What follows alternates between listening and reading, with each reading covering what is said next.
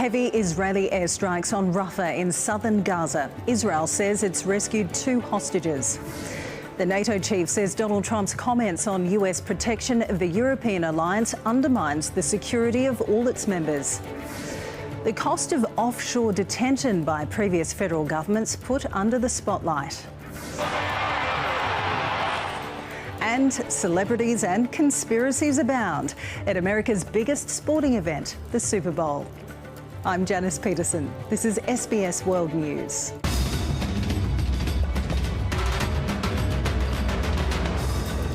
Good evening. Israel has struck Gaza's southern city of Rafah by air, sea and land, killing at least 48 people and wounding dozens more, according to local health officials.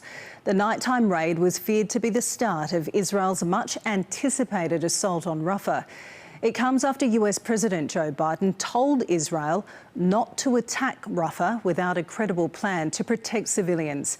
Israel's military says its strikes have now concluded and that 2 hostages were rescued during a raid by special forces.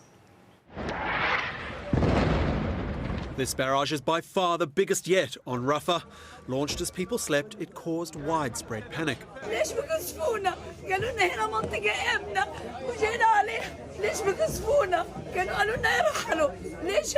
Witnesses say 14 homes and at least 2 mosques were targeted. The IDF says it was a long-planned rescue operation for 2 hostages. 60-year-old Fernando Marman and 70-year-old Luis Ha are now recovering in hospital. They are in a stable condition and we intend to continue and follow them up for the coming days until we'll be for sure clear of their medical situation. The IDF says the hostages were held on the 2nd floor of a building and extracted under heavy fire. Tensions are high. Egypt, a key broker in ceasefire negotiations, has warned Israel overnight of dire consequences of any assault on Rafah, which lies along its border.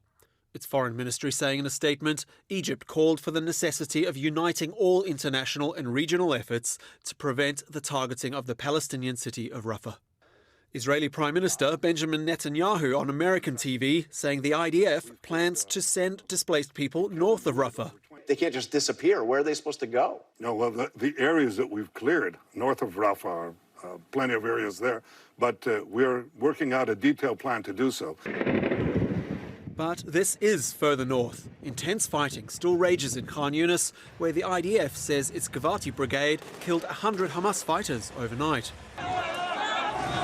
And further north from there, a lawless, unrecognisable landscape of rubble. People scramble to take what they can from the trickle of aid on trucks that do make it through. We've seen it growing over the last weeks, and I think as the situation, people become more desperate as opportunities appear. We see the attacks on these trucks, the attacks on vehicles, and now the attacks on drivers. And so it's become a very lawless area for people then to operate. And for us to operate in that, it's impossible, actually. President Biden warned Benjamin Netanyahu by phone overnight that a ground offensive in southern Gaza should only proceed once there's a clear plan to protect the Palestinian people clustered there. The White House saying the president reaffirmed his view that the military operation in Rafah should not proceed without a credible and executable plan for ensuring the safety of and support for more than 1 million people sheltering there. Hamas also warned any IDF assault would end prospects for any more hostage releases. Mr. Netanyahu says more pressure is the only way to secure their release, standing by his war aim of what he calls total victory. US intelligence officials, though, have told Congress Israel is not close to eliminating Hamas from the Gaza Strip. Gary Cox, SBS World News. And Australia's Foreign Minister Penny Wong has responded to the developments in the Middle East. SBS political correspondent Pablo Vinales joins us now from Parliament House with an update. Good evening, Pablo. What has Australia's top diplomat had to say? Janice, good evening to you. Penny Wong tonight adding to the international pressure, warning Israel's plans for a ground offensive could have devastating consequences. Penny Wong tonight releasing a statement which says many of Israel's friends, including Australia, have expressed deep concerns about reports of an Israeli military operation in Rafah. There is growing international consensus Israel must listen to its friends and it must listen to the international community. Israel now must exercise special care in relation to these civilians. Not doing so would have devastating consequences for those civilians and cause serious harm to Israel's own interests. Janice, this is a very strongly worded statement from the Foreign Minister. It goes to show the growing concern in the international community. And it bears noting Australia was one of 153 countries that have already called for an immediate humanitarian ceasefire. Janice. Thank you so much. That's our political correspondent Pablo Vinales updating us from Canberra. NATO Secretary-General Jens Stoltenberg has flatly rejected Donald Trump's suggestion that the United States would not protect NATO allies, failing to spend enough on defence. The chief of the Western Military Alliance says Mr Trump's comments undermine the security of all of its members. The former US president's remarks indicating that he would encourage Russia to do what it wants against NATO allies who don't contribute sufficiently has left European leaders stunned. NATO headquarters in Brussels, where it's more than the flags that are in flutter. The 75-year-old institution shaken up by a 77-year-old political candidate. NATO currently has 31 members straddling the Atlantic Ocean, the United States and Canada, and 29 nations across Europe. Donald Trump's weekend comments being dissected and rejected. No, I would not protect you. In fact, I would encourage them to do whatever the hell they want. The them he referred to being Russia. Trump's former ambassador to the United Nations and rival for the Republican nomination, Nikki Haley. And last night, Trump said the most irresponsible thing. Putin kills his opponents. He invades free countries. This is not someone you ever want to pal around with. And you certainly don't want to give them the right to invade a friend. European officials horrified. Charles Michel, president of the European Council, which comprises Europe's heads of government, posting reckless statements on NATO's security and Article 5 solidarity serve only Putin's interest. Article 5 is the foundation. NATO members agree that an armed attack against one or more of them shall be considered an attack against them all. And in the event, members individually and together would take such action as it deems necessary, including the use of armed force to restore and maintain the security of the North Atlantic area. NATO's 31 members, seen here during military drills in Poland, agreeing on a defence spending target of at least 2% of gross domestic product. Only 11 nations are spending that much. It's one thing, and I think it's right for a president to say to a NATO member, hey, you got to pay the dues you need to pay. I think the American people would expect that of a president. But the problem with Donald Trump is he can't just stop there. He's got to say, I would encourage Russia to do whatever the hell they wanted to you. That is absolutely inappropriate for a president of the United States or a candidate for president of the United States to be saying, but it is consistent with his love for dictators. Germany will finally meet the 2% target this year. Its Foreign Office posting, this NATO creed keeps more than 950 million people safe. Trump says threatening NATO leaders in private when president produced a bounty. And the money came flowing in.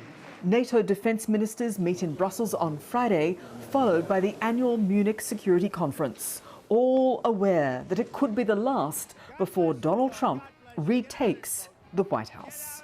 Prula One, SBS World News. The party led by former Pakistan Prime Minister Nawaz Sharif is confident of forming government despite falling short of a majority in last week's poll. The Pakistan Muslim League has agreed to work with the Pakistan People's Party in coalition. But supporters of jailed leader Imran Khan, who secured the most seats, have questioned the election process. Supporters of the jailed former Prime Minister have continued to voice their anger. Today's demonstration is a protest against the forces that have stolen the people's mandate. This is a protest against those forces that do not accept public opinion and think they can impose their decisions on the public. Protesting outside Karachi's Election Commission office, many claim the vote was rigged. I've got around 54,000 votes and my nearest rival got only 17,000 votes. We will continue this protest and also go to court. In the 264-seat parliament, Imran Khan's party has secured 93, short of an outright majority.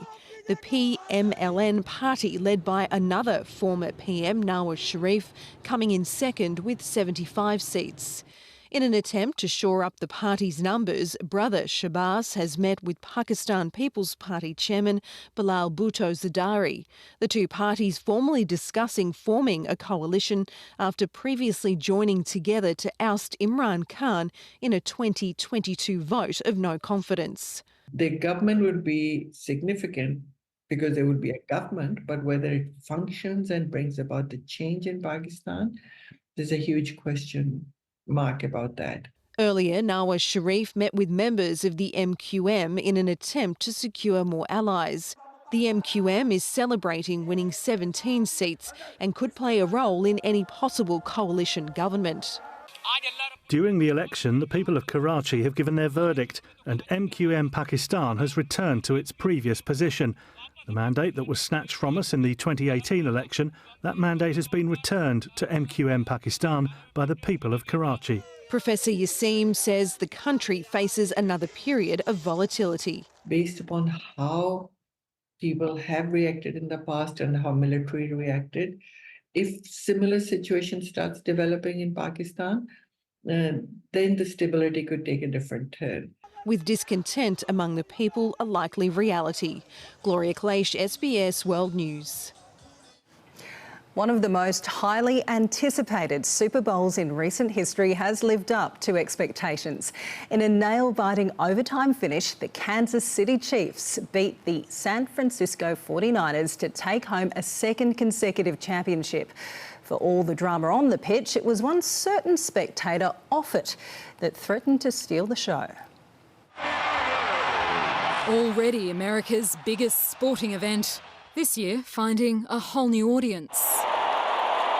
65,000 spectators poured into Las Vegas's Allegiant Stadium for the showdown between the Kansas City Chiefs and the San Francisco 49ers.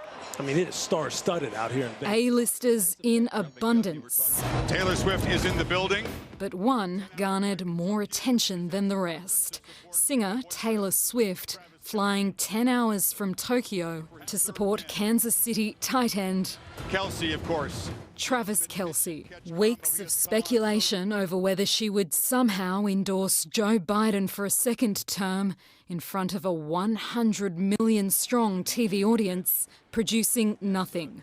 Those theories coming from the camp of Donald Trump, who, before the game, said Joe Biden didn't do anything for Taylor and never will. There's no way she could endorse crooked Joe Biden. Biden's choice to skip the traditional presidential pre-game interview for a second year straight, raising questions. I understand not doing it last year with Fox, but this year it's CBS, and he's not doing that. That sends a signal to people. What is he afraid of when it comes to doing that interview? Biden's team saying fans want entertainment rather than politics. And come halftime, that is what they got.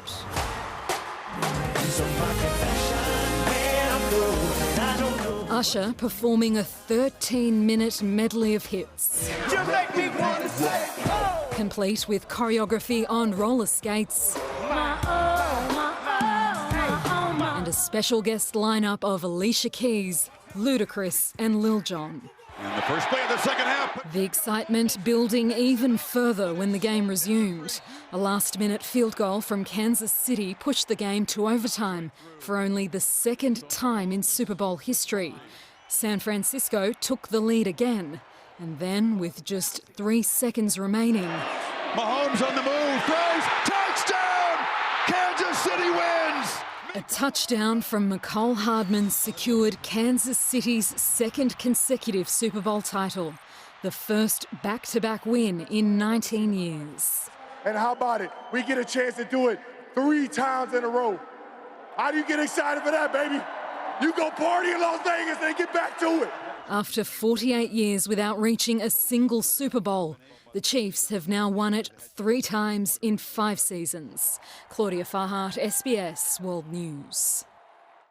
Later, why this Super Bowl was of particular interest to Aussie fans. Also coming up, 45 years after revolution, a rare report from inside Iran as the threat of a regional conflict grows. The correlation between social media use and psychological distress, according to a new report.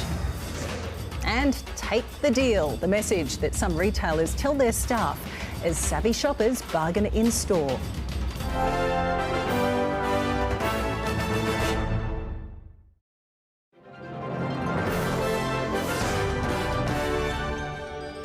Thousands of Iranians have gathered at rallies to mark the 45th anniversary of the 1979 Islamic Revolution. The commemoration of the toppling of the US-backed monarch comes amid rising tensions across the Middle East. Tonight, Iranians celebrating the 45th anniversary of the 1979 Islamic Revolution that installed Ayatollah Khomeini as Iran's supreme leader. Hundreds of thousands gathering in Tehran. Young and old alike, including 14-year-old Ali Reza. Why are you here today? Because we want to support our countries. Iran's military hardware on full display, a staggering show of force. Iran is not afraid to use these, this man tells me. The celebratory mood at the ceremony punctuated with the occasional burning of American and Israeli flags and chants of death to Israel and death to America. This against the backdrop of escalating tensions throughout the Middle East. We met 35-year-old Nilufar. About Iran getting involved in conflict in Gaza, getting involved in a war maybe with the U.S. That's something Iranians are concerned about? We're not concerned about the war. And if a war happened, we are never afraid. Amir Ali Hajizadeh, who commands Iran's Revolutionary Guard Corps Air Force, with a measured warning. Telling me the Americans know that they should not mess with Iran, and we are not warmongers. We do not seek war either.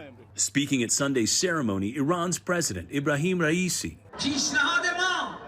calling for Israel to be expelled from the UN for their military campaign on Gaza. Earlier this weekend, miles away from the anniversary ceremony, we spoke with average Iranians whose primary concerns are about their pocketbooks, the country's high unemployment, and crippling inflation. Shop owner Salman telling me the prices go up every day. A student named Maide says she's getting crushed under the weight of an economy in distress. Mehdi, another shop owner, telling me we are making just enough not to die.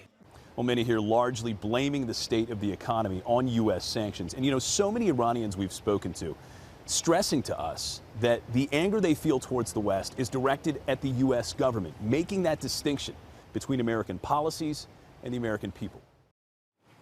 Mola Lengi reporting there from Iran. The death toll from a major landslide in the southern Philippines has risen to more than 50 and over 60 still missing. The landslide crashed into villages last Tuesday, burying houses and vehicles near a mining site. Ongoing poor weather conditions and the threat of further landslides are hampering search operations. Local officials say finding survivors is now unlikely. There have been protests in Rome against Argentine President Javier Milei, who was attending a ceremony at St. Peter's Basilica to canonise Argentina's first female saint. It was the first meeting between the president and Argentine Pope Francis, who Milei once called an imbecile for, in his words, promoting communism. The Pope says he's since forgiven Milei and is considering visiting Argentina later this year. The US Secretary of Defence Lloyd Austin has transferred his duties to his deputy while hospitalised once again. this time for symptoms suggesting an emergent bladder issue. He was criticised last month for failing to disclose a cancer diagnosis and subsequent hospitalisations. He's due to testify before Congress later this month about his failure to notify government leaders. With just days away now until a general election in Indonesia, Defence Minister Prabowo Subianto remains the clear frontrunner to become Indonesia's next president. But allegations of human rights abuses during his time in the military have seen rival social media campaigns appear online, from Prabowo's own campaign trying to soften his image to activists who want to prevent him from ever becoming president. John Muhammad is a political activist and current president of the Greens Party of Indonesia. He started a viral social media campaign on his Instagram page with a single aim: to stop Prabowo Subianto from taking power. Sedang baik-baik saja gitu, secara politik gitu ya, diterima oleh kelompok politik manapun.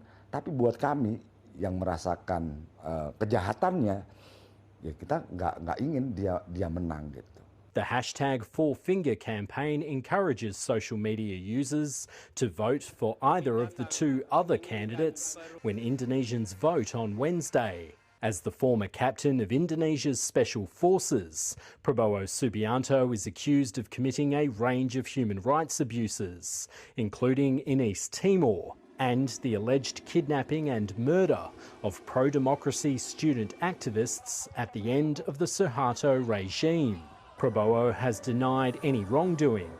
This year, he's used social media to remake his image, seen dancing in TikTok videos, or more often as his avatar, a cute, cuddly grandpa. Karena apalagi sekarang ini masyarakat lebih senang yang kampanye-kampanye gembira, termasuk dengan joget-jogetan itu. Indonesians are some of the world's most prolific users of social media, and platforms here have been bombarded during the election campaign. Platform manapun sih, Instagram, TikTok, bahkan X atau Twitter gitu juga banyak banget yang posting soal politik. Jadi sekarang politik udah merambah ke dunia sosial media ya gitu.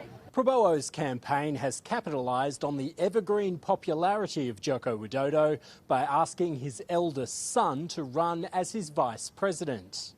36-year-old Gibran Rakabuming Raka was considered by many to be ineligible because of his age, until a constitutional court ruling that sparked fears of corruption and undermining of the court's independence. Jokowi actually has been misusing his power as the president to support his son. Joko Widodo has denied interfering in the presidential race. Prabowo is aiming to secure more than 50% during the first round of voting on Wednesday and avoid a runoff second round in June. In Jakarta, Aaron Fernandez, SBS World News.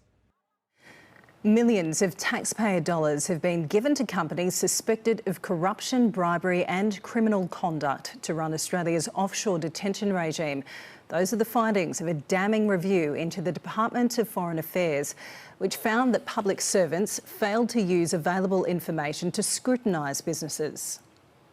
Offshore detention no longer out of sight or mind. Was $6 million really spent on Gulf umbrellas in Nauru? We have looked at that claim and haven't found any evidence to support it. After a scathing review into the Home Affairs Department found proper due diligence was lacking, and an absence of curiosity led public servants to award and renew multi-billion-dollar deals with companies under investigation by the AFP, suspected of corruption, of seeking to circumvent US sanctions against Iran, and money laundering, bribery and other criminal activity. And one company whose CEO was being investigated for possible drugs and arms smuggling, but concluding an existing detention contract on Nauru is sound. I would not characterise that as a scathing report. I would actually characterise it as a report which acknowledged the shortcomings of the past. including millions in wasted taxpayer dollars. It's not possible to say how much has been wasted or misused because at least 2 of the investigations are ongoing. The former ASIO and Defence boss making no referrals of his own, but passing on 3 people's names to the AFP and the National Anti-Corruption Watchdog.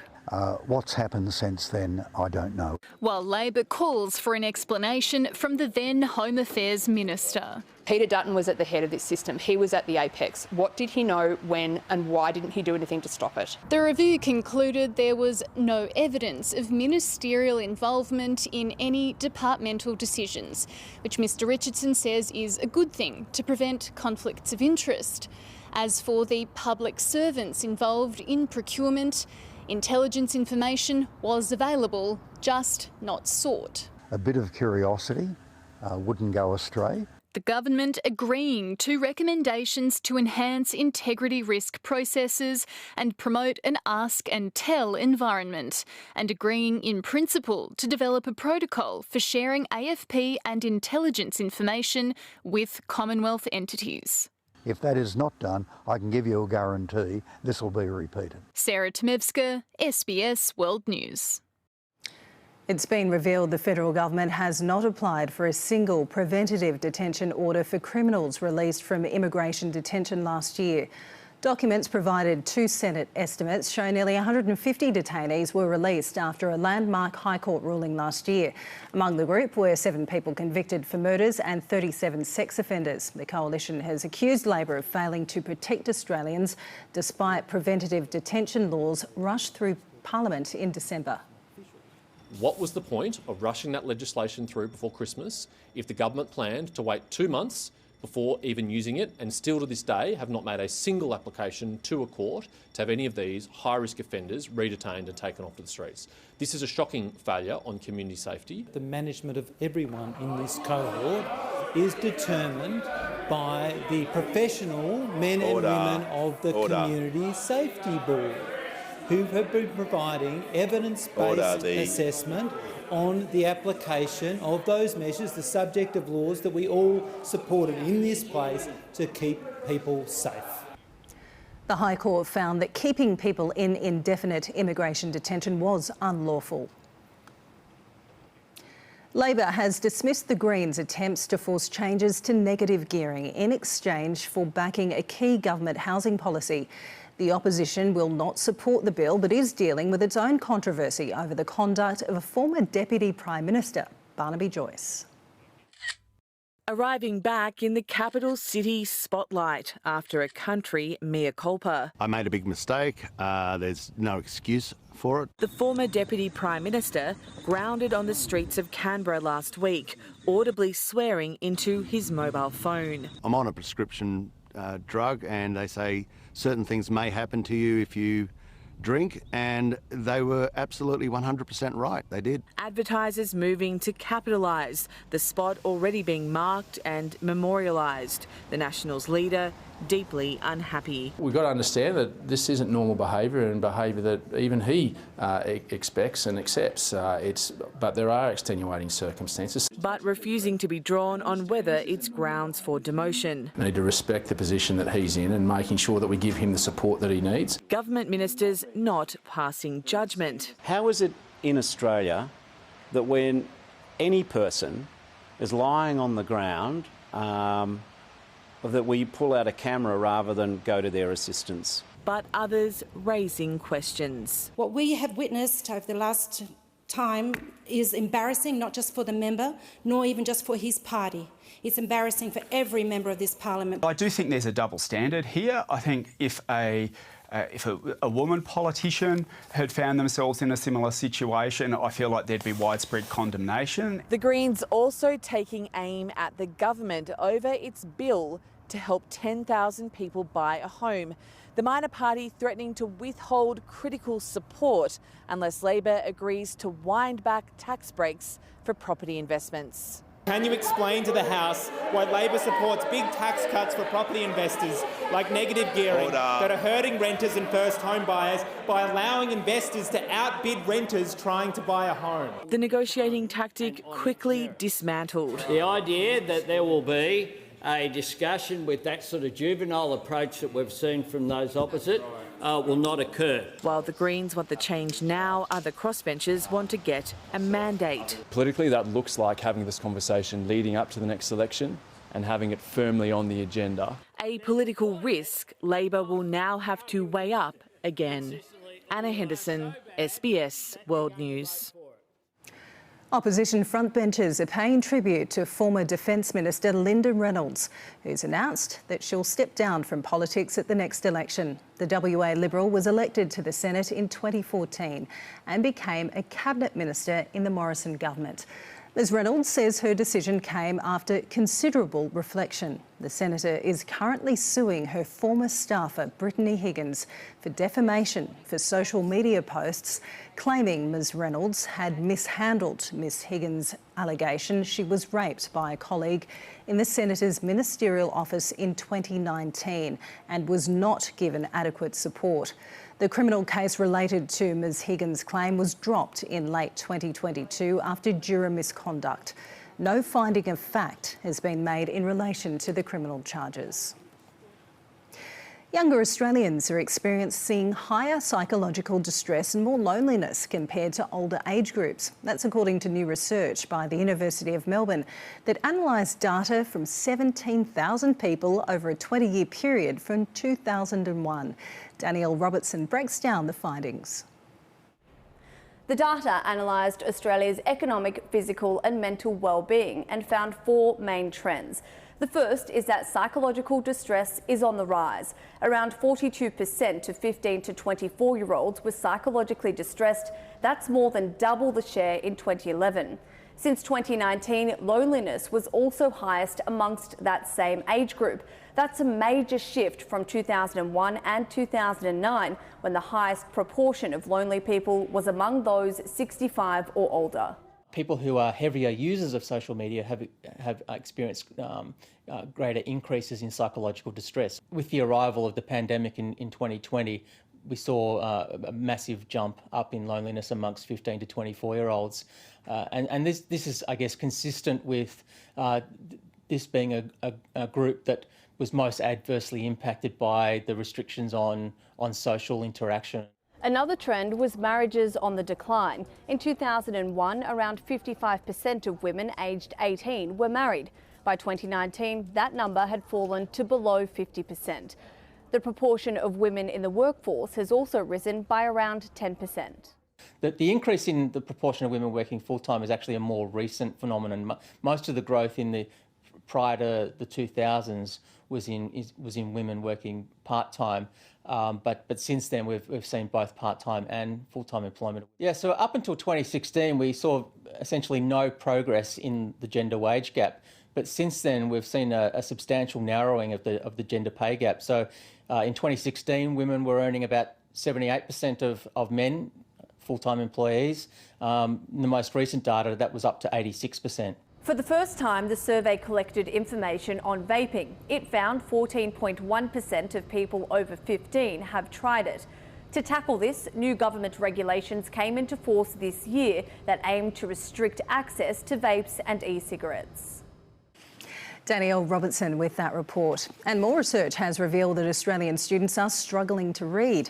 A report by the Grattan Institute is urging schools to take on recommendations it says could help with poor performance, warning that students who struggle with reading are more likely to fall behind and could cost Australia billions of dollars in the long run.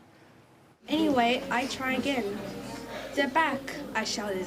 It's been described as a preventable tragedy.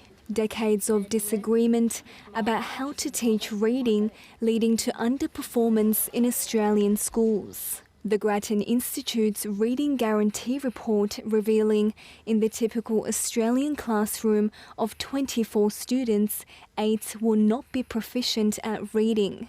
It also found disadvantaged students perform significantly worse than advantaged students, although many advantaged students are also lagging behind. Half of students in regional and rural areas are not meeting grade level expectations in reading, and this is even higher for Indigenous students. The Institute now recommending governments and school systems commit to structured literacy, a mix of direct instructions and phonics, or the way letters and words sound. Students were able to understand a lot of words by simply being read stories for, by reading themselves, and they were supposed to figure out a lot themselves. But some students and some student groups, we know they need a little bit more help to actually help with decoding, and that's when we sometimes use phonics. But experts are warning against a complete shift. Please don't go from whole movement and just phonics only. Try to find the right balance.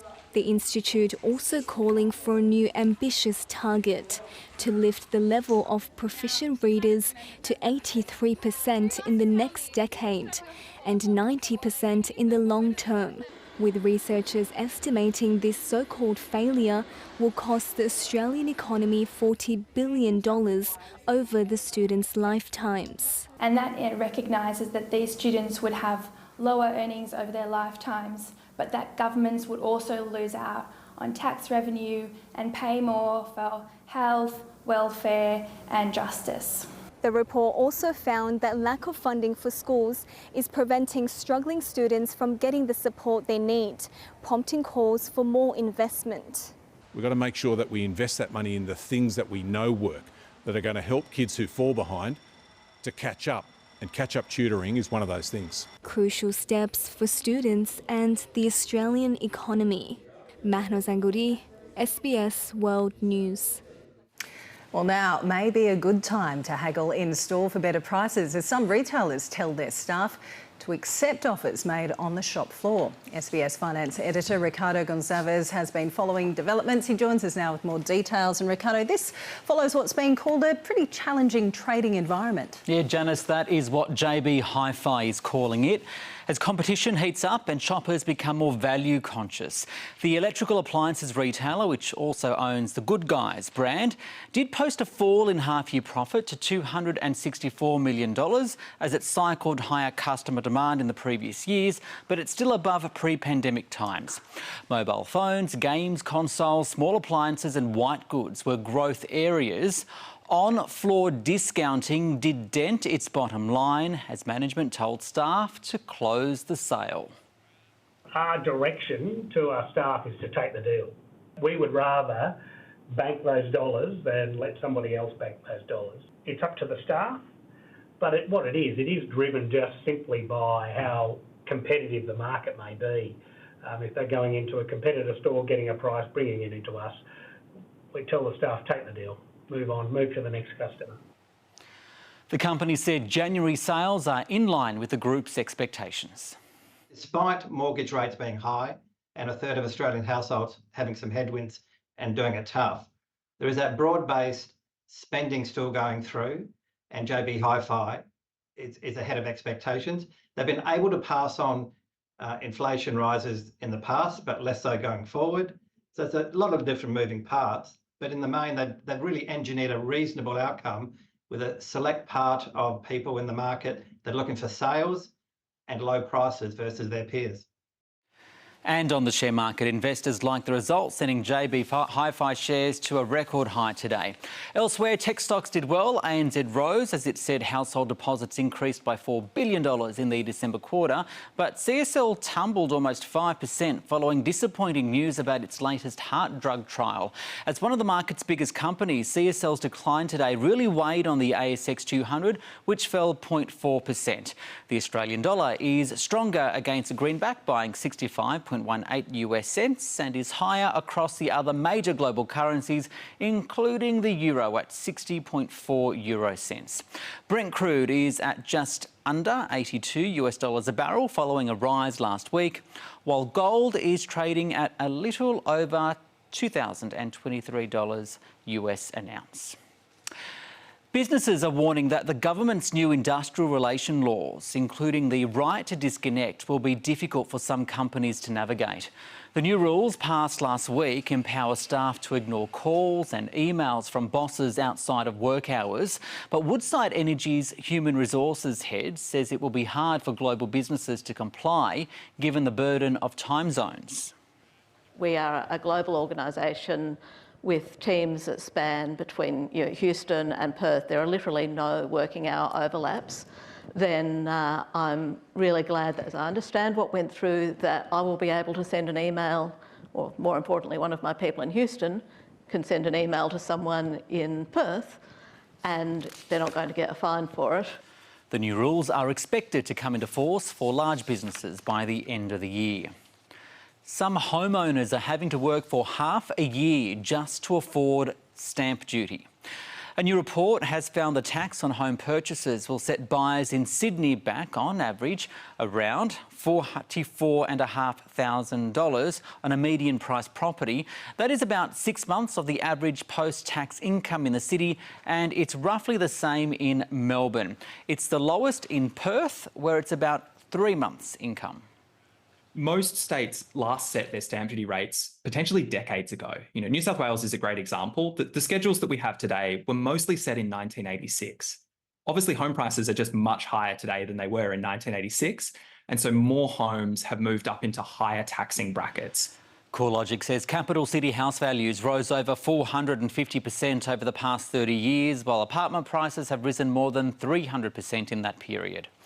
And higher housing costs, along with education and the impacts of the COVID-19 pandemic, have been blamed for younger adults taking longer to leave the family home. Today's Hilda report also showed that almost 85% of males aged between 18 and 21 and 79.5% of females still live with their family, and 20 years ago it was a lot lower. Older adults are also living at home for longer. For example, 54% of males and 41% of females aged between 22 and 25 are living at home. The report added that young adults living in New South Wales, the ACT and Victoria, Janice, are less likely to leave their parental home. Thanks so much, Ricardo. Well, coming up, how America's biggest sporting moment was marked across Australia.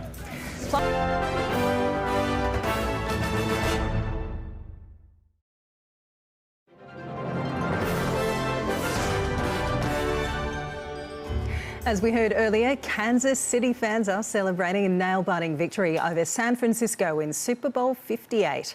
America's biggest sporting event has also captivated thousands of fans right here. And there was an Australian to cheer on despite his side's loss.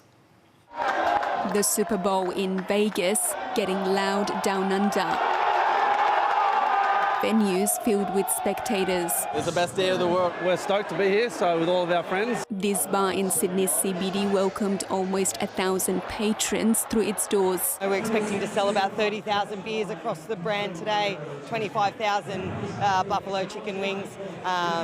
Really exciting day for everybody. The NFL is gaining popularity in Australia. This place is heaving, and it's been 3 years ago, it's a little bit different. Tickets for this event were sold out 2 months ago. Across the country, thousands of Aussies are watching today's game with a special interest in the Australian player from Perth, Mitch Wishnowsky, and his role in the final. It's his second Super Bowl appearance after a loss to the Chiefs in 2020. Always loved his sport, so it was no surprise to us when he made it big. It's really inspirational that someone from our school can get up to that high. And we always love seeing, an expat overseas participating in any sport, really, so let alone like the biggest sport in the world. In Hobart, American beers being served along with US-inspired menus. Among the crowd, Americans ensuring they weren't missing out on the big day. USA! USA! Emotional, honestly. It's just honestly, it's good to see a sport going worldwide.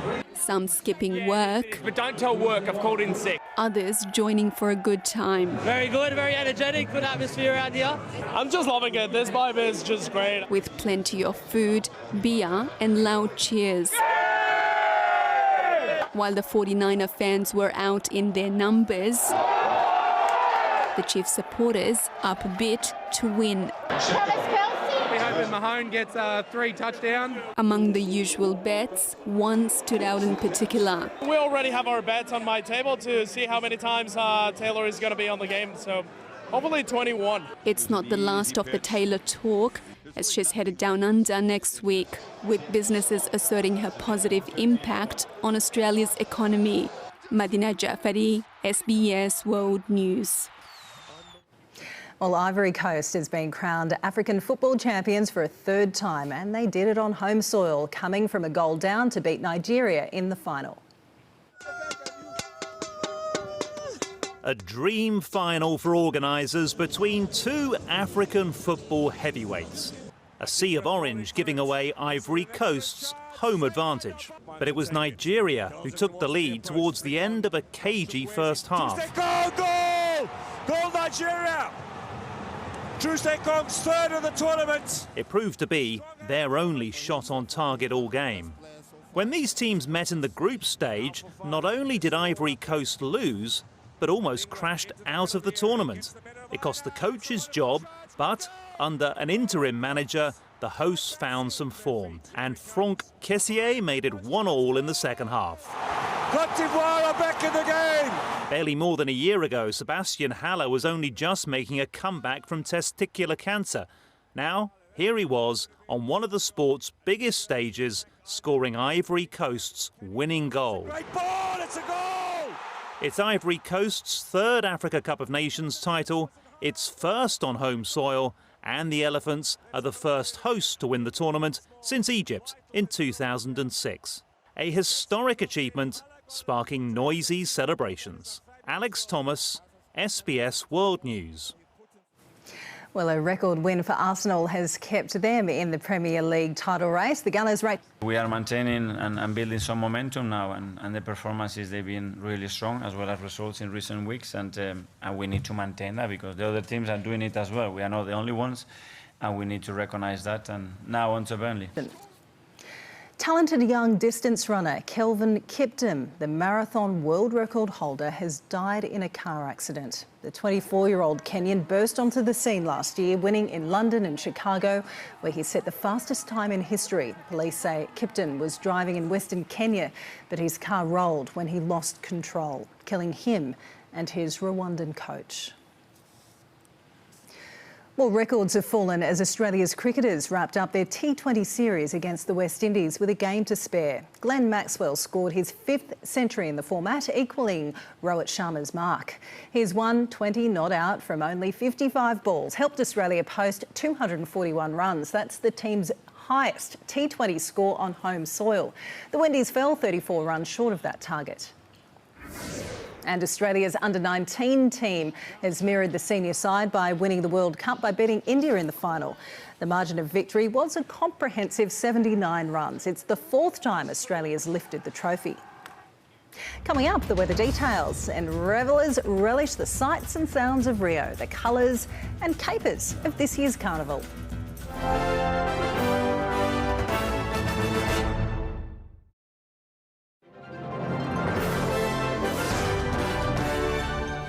To the weather, starting with the national outlook now, and Tross will produce showers and storms over the tropics and central Queensland, whilst drawing heat to the north and west of Western Australia and the east. Onshore winds could also bring showers and storms to the Queensland coast. In the major centres, partly cloudy skies ahead for Sydney, a sunny day and a late shower or two to hit Canberra, showers and a possible afternoon storm ahead for Melbourne. Rain developing in Hobart. The sun will shine in Adelaide and Perth. Rain and a possible storm ahead for Darwin, and possible showers for Brisbane. Let's see what's happening further afield now. Unsettled and thundery in Nundy. Some showers in Port Vila. Partly cloudy in Auckland and Wellington. In Southeast Asia, fine and bright in Phnom Penh. Thunderstorms ahead for Kuala Lumpur. Showers in Singapore. Drizzle in Jakarta and Dili. Partly cloudy in Honiara. Let's head further north now. Fine and bright for Beijing and Tokyo. Cloudy skies in Shanghai, partly cloudy in Hong Kong and Hanoi. Heading west, grey and cloudy in Beirut, Jerusalem and Baghdad. It'll be overcast as well in Islamabad. To Europe, cold and snow for Stockholm and Moscow. Some showers ahead in Warsaw, rain to hit London, fine weather in Paris, cloudy skies in Rome and wet weather on the way for Istanbul. In Africa, fine and clear. The sun will shine in Algiers, overcast in Casablanca, Dakar, Lagos and Nairobi. Thunderstorms ahead for Johannesburg. In South America, overcast skies in Caracas and Bogotá and Lima. Thunderstorms in Asunción, grey skies in Buenos Aires and fine in Santiago. And for North America, fine and bright for Vancouver. Some snowfall in New York, fine for Denver and LA. A few showers in Havana and fine weather in Mexico City.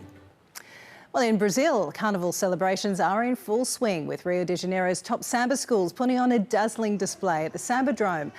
Flamboyant floats, electrifying drummers and samba dancers paraded during the first night of competition of Rio's elite samba schools. The samba troops are rigorously judged on their choreography, floats, costumes and song lyrics, and every year two are downgraded to the second league. That is the world this Monday. Liz Maddock will be back with our next bulletin at 10:25 tonight. For now though, from the World News team, good night.